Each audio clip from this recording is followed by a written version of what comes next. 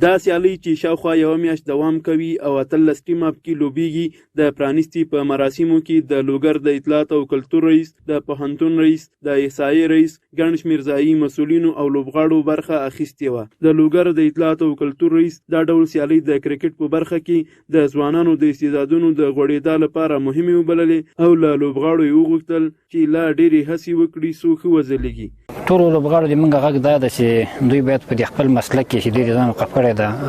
کافي خواري وکړي او زحمت تیر کړي تر څو دوی د افغانستان ملي ټیم ته ځان ورسوي او په دې یو کچه باندې دوی ځان عیار کړي چې بیا د نړۍ نورو ټیمونو سره چې هغه مخکښ ټیمونه لکه د هندوستان ده، که د استرالیا ده، که د انګلینډ ده، دوی سره په داسې طریقه باندې دوی لوبه وکړي چې بیا افغانستان دوی افتخار وړي او نړۍ لپاره یو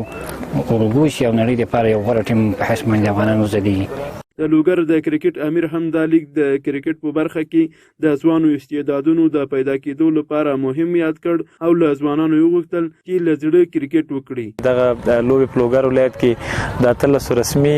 کلبونو ترمنځ د افغانستان د کرکټ بورډ په هدایت او همغږي باندې پیل شوې چې د یوې میاشتې په اوږدو کې به دغه سیالۍ پای ته ورسېږي، یعنې یوه میاشت به دوام وکړي. له دې نه انشاءالله غوره لوبغاړي کوم ښه لوبغاړي سي هغه به د هېواد په کچه د کورني کرکټ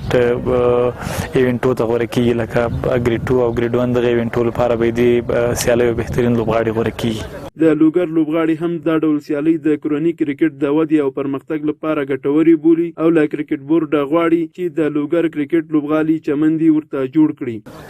نو موږ کولی شو د دې ځای نه موږ ګریډ 1 ته لاړ شو، لیسټې ته، فسټ کلاس ته، 3D ته تللی شو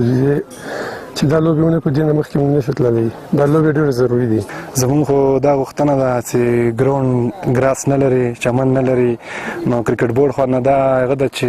موږ ته باید ګراوند لپاره سهولت جوړ کړي، ګراس راکړي راته. د یادونې وړ ده چې تر دې وړاندې هم د اطلاعات او کلتور ریاست او لوګر کرکټ امیرت له لوري په دې ولایت کې د ملي علمي او فرهنګي شخصیتونو تر نامو لاندې د کرکټ سیالۍ پر لاره اچول شوې وې.